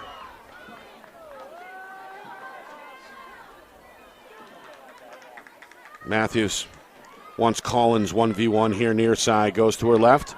Picked up by Avery Runke off the screen. Matthews slips inside of Runke. O'Brien back to Matthews. Spins left. Shot off the post. Ground ball tracked down by Grogan for Bedford near side. Takes a hit here along the near sideline. And a whistle is going to give it back to the Bulldogs as the Bedford fans celebrate. That was a pretty incredible sequence. The way, look at Matthews. She tucks underneath, moves the ball once, and gets it right back from O'Brien. I mean, she just must have just hit the inside of that post. Yeah. That was an inch off from a beautiful goal. Great camera work, by the way, by Matt Beals down on the sideline, giving us that pretty intense look in real time. John Barron holding it down upstairs as well. And, of course, Ben Beals slicing it all together. Our director, the man behind the curtain, back in the Beals Insurance Studios. Nick Anastas, Kristen Cameron with you. It's been fun. Bedford and Portsmouth, both looking for their first Division I state championships. Bulldogs have held the lead. Trying to put the finishing touches on another successful campaign. They went 15-1 during the regular season. The one loss was against an out-of-state opponent. Of course, they beat Portsmouth and Bishop Girton in the regular season. Shut out a good Nashua South team in the semifinals. And now a chance to bring it over the finish line after coming close under previous seasons for Coach Hodgson. Bedford now hoping to get across the finish line, so to speak. They lead by 5 here and are obviously looking to drain this clock now as we tick down towards 4 minutes. Nick, I don't know if you noticed, I was so consumed by watching that amazing replay that I missed Andy Campbell getting awarded a yellow card on that play. Right. So Portsmouth is now a player down at a critical point in the game, and Bedford is really just able to take their time, pass it around with somewhat ease. Yeah, we both missed the penalty. That's the 3rd tonight for Portsmouth. Campbell, the senior, in the box. Meanwhile, Matthews knocked down as she makes a move down the alley. It's going to go unwhistled. Bedford, though, wins the foot race, or did they? No, they're going to give it to Portsmouth. We get another look. Matthews knocked down. Collided with Avery Runke, and then Portsmouth made a pretty good play behind the net to win the foot race. Of all the calls we've seen inside the 8-meter, I'm surprised that wasn't one of them, but keeps the game interesting. Meanwhile, a lady double teamed, ran out of real estate near sideline. Clippers continue to look for the clear. Clock ticking down towards 3 minutes. Here's a spin move. That's Maggie Parker. Able to duck and weave her way down the middle. Find some safety near side. Now the Clippers have got to hurry. We're inside of 3 minutes. Avery Runke. Quick move to her left. Trying a little pick and roll there. Instead, it goes up top. Annie Parker trying to shake off Grogan. Fires. And scores. Thought I heard a whistle there on the release. Now the officials are going to talk, and I think they're going to wave off the goal. It's going to be a free position shot instead for Annie Parker. They called shooting space, and typically that'd be a great thing, but Parker is not happy about it. She wants to be awarded the goal. She's going to get it here, though. That works. That'll do. Yep, able to finish. Again, a quick step down. That's Parker's second of this second half. The question is, though, is it too little too late with 2:23 to go? It may be. Still a big lead on the board, 14-10. If that score sounds familiar, it should be. That was our final from the regular season meeting between these two teams back on May the 3rd. How many goals do you think we have left in this game? I was going to ask you something similar. It would not surprise me if the scoring continues here over the final 2:23 between these two high-powered attacks. Yeah, I think these girls are having too much fun to wind down this clock, but I'm sure we'll see some intense play these next 2 minutes. Yeah, Clippers trying to finish hard here. Down by 4, they win another draw and have a chance to get back within 3. That's the closest they've been since the first half. Pass out in front is broken up. Patterson, the intended target, draws a whistle. And he'll scramble here to get positioning on the restart. This one, potentially deep shot from about 12 yards out. We're inside of 2 minutes. Patterson, a couple of steps set aside by Widener. Meanwhile, Norris felt like she had position for Bedford there instead. Portsmouth wins the judgment call. They will keep the action down at this end. Meanwhile, we're down to the final. 95 seconds and counting here in Exeter. Good move. Morgan Runke misfires. The sophomore a couple inches high on that shot. Another restart. Marston near side. Goal line extended for Collins. Minute 20 to go. Collins to the middle. Little scoop pass. Avery Runke to her left. Nowhere to go. Good defense by Norris. Near side. Finds a seam. Shot set aside by Widener. It's the 5th save for the senior, who's going out in style here for Bedford. We're down to the final minute. A bouncer is going to go wide. It's out of play. And a whistle here. It's going to go against Bedford. Horizontal stick up near the head area is the call with just under a minute remaining. And that one's going to send Vivian Robinson off with the yellow card. That's the first Bedford penalty tonight, right? First one. Saw 3 against Portsmouth earlier. 2 minutes on the board, but it may not matter. Bedford's still up 4. They've played a really clean game. That was, again, a really, really good defensive showing, especially Libby Norris. That 1v1 defense was really solid. Meanwhile, this one is waved off. A violation against Portsmouth. An early start. That one's tough. You're in this game situation. You're so excited. It's the freshman, Vinci Guara. Meanwhile, pass knocked down. Maggie Parker has it. Going right to the cage with 40 seconds to go. To her right, stumbles and was tripped. With 39 seconds remaining.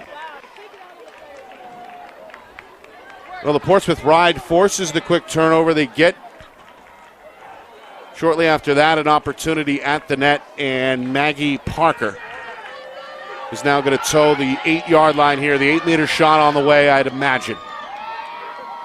Trying to score her first goal tonight and bring the Clippers within 3. 39 seconds remaining. To the cage. Shot there Floating high. Bedford wins the foot race. Norris in the right position behind the cage. And the Bulldogs have it with 30 seconds remaining. The countdown is on. It is the year of the Bulldog. As the Bedford fan base standing and applauding, we're down to 15 seconds. The officials, though, are going to give this to Portsmouth. Or no, they're going to keep it with Bedford. Clock continuing to run. And this one is just going to tick down to zeros here. Bedford is going to win it by a final of 14-10, and they are your 2023 NHIAA Girls Lacrosse Division I state champions. After coming so close for so many years, the Bulldogs get over the finish line. They nearly did it wire to wire. Trailed 1-0 early in the game, took a 2-1 lead, and never looked back as Bedford goes unbeaten against in-state competition, and they win their first ever Division I state championship in school history. Congratulations to the Bulldogs. That was an amazing season. What a talented team that clearly worked so well together. They were fierce competitors all year and truly were the best team that ended up on top. Our broadcast today, as it always is brought to you by Beals Insurance Agency, with locations now in both Bedford and Londonderry. Whether you need home, auto, or business insurance, Beals Insurance will get you both the price and quality coverage that's right for you. Just call 603-471-9999 or visit BealsInsurance.com to request a free quote and start saving money today. Again, that's BealsInsurance.com. The New Hampshire Tomahawks promote the highest level of club lacrosse competition, not just in the state, but in the country. Looking to get recruited? Director Chris Cameron keeps an open dialogue with the nation's top college lacrosse coaches. Over 400 New Hampshire Tomahawks alumni have played at the college level, including the ACC, Big East, Big Ten, Ivy, NESCAC, NE10, and more. The New Hampshire Tomahawks coaching staff has over 100 coaches, including current high school, varsity, and college coaches. The Tomahawks offer training for players of all ages, clinics, camps, and leagues, along with spring, summer, and fall elite teams. So play with the best. The New Hampshire Tomahawks, showcase and development for college lacrosse. Visit NewHampshireTomahawks.com and girls.nhtomahawks.com.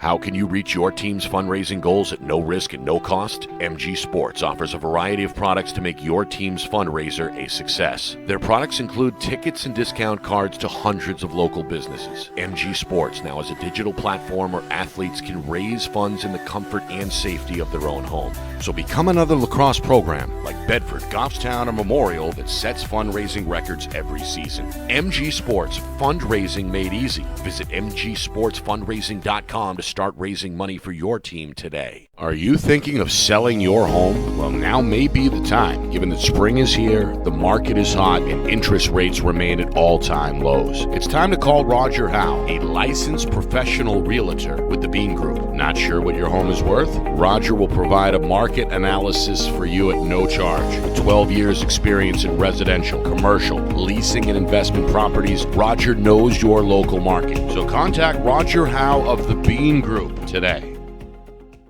Buy local and save big. For over 26 years, Spectrum Monthly has been providing great local offers from businesses in New Hampshire and Massachusetts, delivered to your mailbox every month. Spectrum is chock full of savings from your favorite businesses. From local restaurants and retail stores to entertainment, fitness, and home improvement services. You'll have easy access to thousands of dollars in savings, including exclusive offers for Spectrum readers. Every month, enter our readership contest for a chance at winning cash and local gift certificates. Spectrum Monthly, no one brings you better offers.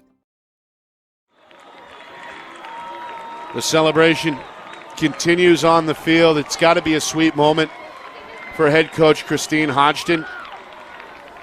She's usually pretty stoic and plays it by the vest, but she's letting the emotion show down there with her players. And now Jeff Collins, the director of the NHIAA, is down on the field with the hardware for these two teams. Of course, I mentioned the Clippers. They led early 1-0. Avery Runke got them on the board just 2 minutes in. And then Bedford put together the longest run of the game either way. 5 straight goals scored in that first half. 3 of them coming via the free position shot. Regan O'Brien, Olivia Matthews, Sydney Grogan, Ellie Enners, and Audrey Purnell in that order. And before you know it, just 10 minutes into the game, Bedford had a 5-1 lead on the board. Portsmouth, after a timeout, responded with 2 straight. Avery Runke's second, Annie Parker's first. Made it 5-3. Then Bedford 3 more up on the board. O'Brien, and then 2 straight from Matthews. The latter a free position shot gave Bedford a commanding 8-3 lead, which was their largest of the first half. Portsmouth chipped into it, a couple of free position shots late in the first half, both by Morgan Runke. Clippers climbed back within 8-5. The final goal before halftime, though, went to the Bulldogs as Purnell scored her second. It was 9-5 Bedford at the half. Then back and forth early on in the second half. Matthews added her fourth as the Bulldogs doubled up the Clippers at that point, 10-5. Avery Runke scored a hat trick for Portsmouth, 10-6 at that point. O'Brien is heard from, 11-6 Bedford. The freshman Ginger Vinci Guara scored her lone goal tonight about midway through that second half for Portsmouth, 11-7 Bedford at that point. Then the Bulldogs 2 straight. Enners and Maddie Kiley, both on free position shots. And Bedford enjoyed their largest lead, 13-7 midway through that second half. Portsmouth, though, they go out swinging. They score 3 of the game's final 4 goals. Charlotte Marston, Parker, and Parker again. Bedford's final goal is scored by Olivia Matthews, and the junior finishes tonight with 5 goals to lead everybody. Bedford a 14-10 victory. For Portsmouth, it's their first loss in a state championship in a long time, Kristen. They made a run in 2016 in Division II, came up just short. After that, won 5 straight D2 titles. And this year, in their first year in Division I, they end up as the state runner-up in Division I. Portsmouth is a really impressive program, truly a great team. Again, extremely talented. We saw some younger players make an impact for them. They have a really solid junior class. Let's go, Mo!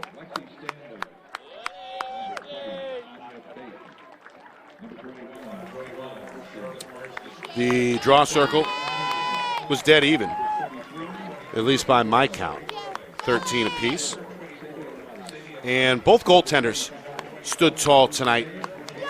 Widener 5 saves for Bedford, and Boussier 5 saves for Portsmouth. All right, what do you got to say, Kristen? Your final thoughts on what was not just a great game tonight, but a great postseason tournament, a great regular season, and a great broadcasting campaign as well.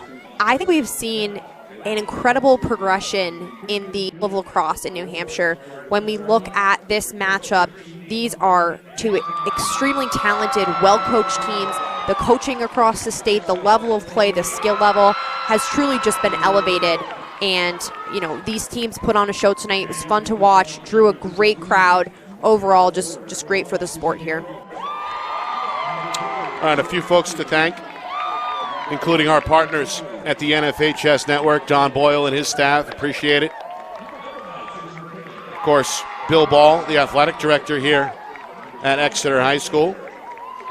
And I want to thank both the ADs as well for working with us on and off, not just this season, but over the years. Bedford's Corey Parker, and of course, our boy Tom over at Portsmouth. I want to thank our sponsors at Friday Night Lights New Hampshire as well. Beals Insurance, the New Hampshire Tomahawks, New Hampshire iPhone Repair, MG Fundraising, MG Sports Fundraising, of course, Spectrum Monthly, and John Barron. We'll thank John Barron. We do love John over here. In a moment. What I meant to say was Roger Howe Real Estate, of course, part of the Bean Group. Of course, speaking of John Barron, glad to have him for this postseason run. He was upstairs tonight doing a great job behind the main camera, and the man down the trench was Matt Beals doing a great job from down on the sideline. Of course, the whole thing was put together by the man behind the curtain, our director, the Wizard of Replay, Ben Beals, back in the Beals Insurance Studios, and the whole thing overseen by the unseen hand, the big man in the big chair, executive producer Steve Beals. Kristen, the pleasure was mine, as usual. What a fun time, Nick. Thank you. Appreciate it.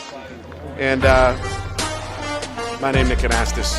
We're saying goodbye. Final score, final time. Bedford 14, Portsmouth 10. It's been a presentation of the 2023 NHIAA Girls Lacrosse Division I State Championship game. Right here on Friday Night Lights, New Hampshire, broadcasting in conjunction with the NFHS Network.